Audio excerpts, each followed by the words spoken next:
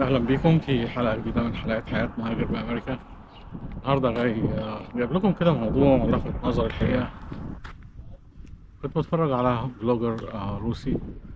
آه، هي بنت عندها 24 سنه، بتقول انها اتولدت سنه 1999، وبوتين اصبح رئيسا لروسيا سنه 2000. فهي بتقول ال 24 سنه كلهم عشتهم مع رئيس واحد. Russia will never change. All Russians are slaves. You can't change anything. Who, if not Putin? You're just young and naive. Okay, let's go to vote anyway. I am 24 years old, born in 1999, and Putin became president in 2000s. وخواطر كده طلعت حواليها، يا ترى اللي جاي احسن؟ يا ترى في حد تاني احسن منه؟ يا ترى الناس كلها بتفهم؟ يا ترى اللي ما بيفهمش في السياسة يقفل بقه ويسكت؟ هو المقدمة بتاعتها فيها قمع، يعني ان 24 سنة ما شافتش غير رئيس واحد. بعد ايام شفت ترامب بيقول اذا لم يتم انتخابي سوف تكون هناك حمامات من الدم في امريكا، علنا قدام الناس كلها. Now, if I don't get elected, it's going to be a bloodbath for the whole. That's going to be the least of it. It's going to be a bloodbath for the country. That'll be the least of it. Abroad if he's reelected, and made a dire prediction of what would happen if he is not. Now, if I don't get elected, it's going to be a bloodbath for the whole. That's going to be the least of it. It's going to be a bloodbath for the country. That'll be the least of it. In response to the former president's والحقيقة الكلام ده خلى الناس كلها تلتفت للراجل ده اللي هو بيقول كلام لا يمكن يرقى إلى يعني سقف رؤساء الدول أو الناس اللي هي ممكن يعتمد عليها في قيادة دولة بحجم أمريكا. الراجل بيتكلم على لو ما انتخبتونيش هتبقى في بروبلم، يعني إيه ده؟ هل في فرق؟ هل الدنيا أصبحت؟ هي مجموعة تساؤلات الحقيقة يعني في ذهني.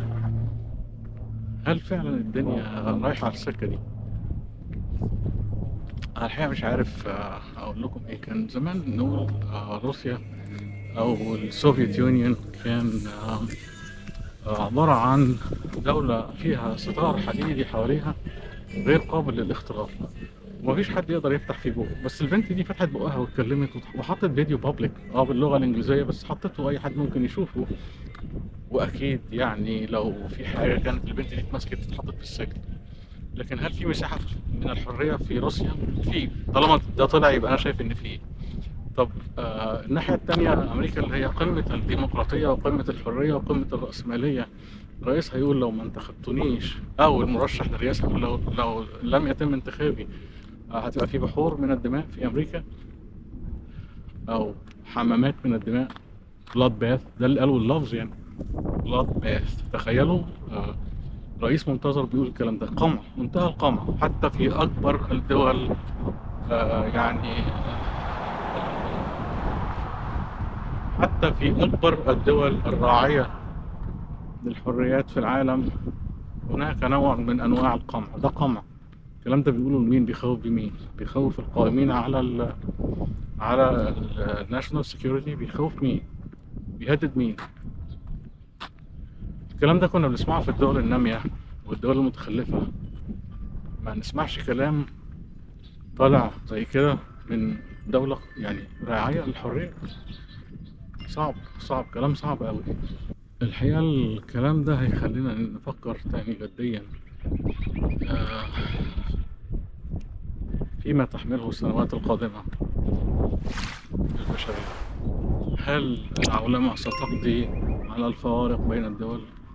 هل مش هتلاقي في اختلاف بين الدول المتخلفة الفقيرة القامعة للحريات والدول الراعية للحريات؟ هو ما بقاش في فرق. اليوتيوب والبلاتفورمز اللي هي بقت توري أصغر واحد عايش في الهند في أصغر قرية فقيرة مش لاقيين اللقمة في أفريقيا زيه زي أغنى واحد موجود في أمريكا وعايش في فلوريدا واليخت بتاعه بكام مليون دولار. ده بقى يشوف ده وده بقى يشوف ده. وده بقى يقلد ده، وده بقى يقلد ده. واحد زي ترامب بيقلد نماذج ممقوتة من مجتمعاتها. يعني الناس اللي عاشت تكره هذه الكلمة وتكره التهديدات اللي بهذه الكيفية أو بهذا الشكل، هي موجودة في المجتمعات دي لظروف ما. لكن في أمريكا مش المفروض إنها تبقى كده. يعني أين الحرية؟ أين الحريات يعني؟ أين الحرية؟ إيه الفرق بينها وبين روسيا؟ إيه اللي هيبقى فرق بينه وبين بوتين؟ لأن برضه البنت كانت كاتبة كده تعليق: هل صوتي هيعمل فرق في الانتخابات؟ هي مش واثقة إن صوتها ممكن يعمل فرق، لأن أكيد هيكسب. طمع. طب وإحنا هنا في أمريكا هل الكلام هو؟ هل القمع ده موجود بس بشكل آخر؟ ده شكل تهديد صريح. وبعدين منين وبعدين ترامب جاب منين الثقة دي إن هو هيخلي فيه بحر من الدماء في أمريكا؟ الناس اللي هم هيمشوا وراه أو هيشجعوه دول هيجبرهم إزاي إن هم يطلعوا في الشوارع يقمعوا الناس أو يعمل ثورة؟ يعني معرفش شكل الموضوع إيه. بس واضح إن السنين الجاية مش هتلاقي فيه فوارق. هي أمريكا صدرت الحياة الأمريكية للعالم كله، بس مش هي بس اللي صدرت وأذت العالم لأفكارها، لكن أمريكا بدأت تتأذى برضو بحكم العولمة وبحكم إن كل شيء بقى متاح، باستيراد الأفكار السلبية واستيراد القمع ولو بصورة أخرى، أو أفكار الدول المتخلفة الديكتاتورية. ده اللي أنا شايفه. مفيش فرق، مبقاش في فرق، مش هيبقى في فرق، لكن في فرق صغير جدا دلوقتي. الفرق ده هيقل جدا جدا جدا السنين اللي جاية. يعني مش عارف الراجل ده بيفكر ازاي. انا من وجهة نظري ان ترامب برضه افضل